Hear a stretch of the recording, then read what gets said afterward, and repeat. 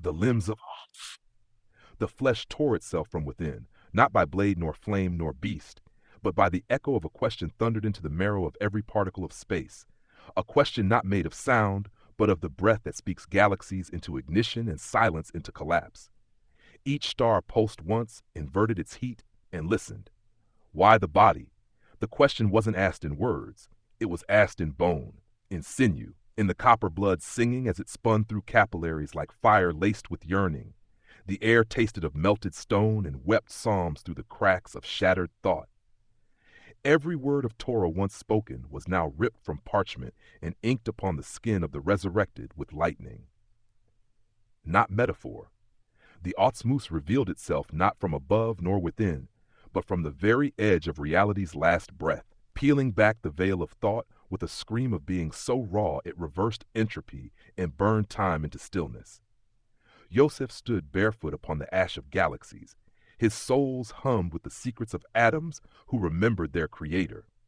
Around him rose towers of weeping wind sculpted from the memories of souls who had forgotten their bodies. His beard glowed with particles of before time.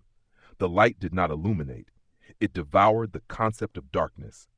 The Rebbe's words pulsed through him, not as echoes, but as fire-born limbs, wrapping his ribs in glowing sephirot, each word a hammer against the anvil of creation's lie. All Yisrael have a share in the world to come, the Mishnah had said. But what was a world that could not be held in the hand? What was a share if it could not bleed, if it could not scream beneath the weight of mitzvah? Yosef could smell Gan Eden in the air like jasmine decaying through endless songs of angelic fire, sweet, evasive, cerebral. But it was Olam HaTekiah that gnashed its teeth now through his lungs, the world of resurrection. Not a dream, not a hope, a return, a war cry, a wedding of soul to flesh where both died to give birth to something unspeakable, eternity embodied. He walked through the river Dinur as through memory made fluid. Flames kissed his chest. Each flame was a forgotten mitzvah, one he had done without knowing, without kavana, without joy, and now each returned with vengeance and love, burning him alive until there was no him, only the Awtsmoos wearing Yosef's face. The angels watched, not in song, but in silence. They, the pure, the never bodies, had no entrance to this dance. They had known only Gan Eden, the aroma of truth, the hints of infinity. But the body, oh, the body! The body could tear the infinite from concealment with one act of wrapping tefillin, with one coin given to a beggar whose face reflected the Ein Sof behind cracked teeth. 1,000 angels screamed as Yosef lifted his arm.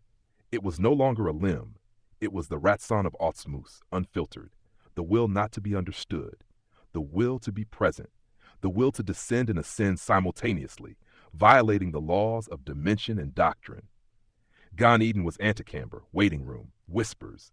This was the throne, not above, below, in dirt, in skin, in mitzvah, in blistered knuckles gripping the lulav through tears of debt and longing, in the oil stain on a jacket worn while running to minyan, in the silence before saying Modeh Ani when the night had crushed every remaining spark of hope.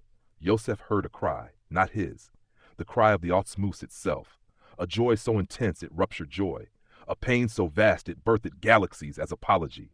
The cry of finally, finally, being known not through abstraction, but through contact, through sweat, through deed. Yosef looked down and saw his veins forming the Hebrew letters, Aleph through Tav, 10 statements, one cry. Let there be a body. He wept, not because he understood, but because he could now no longer pretend not to.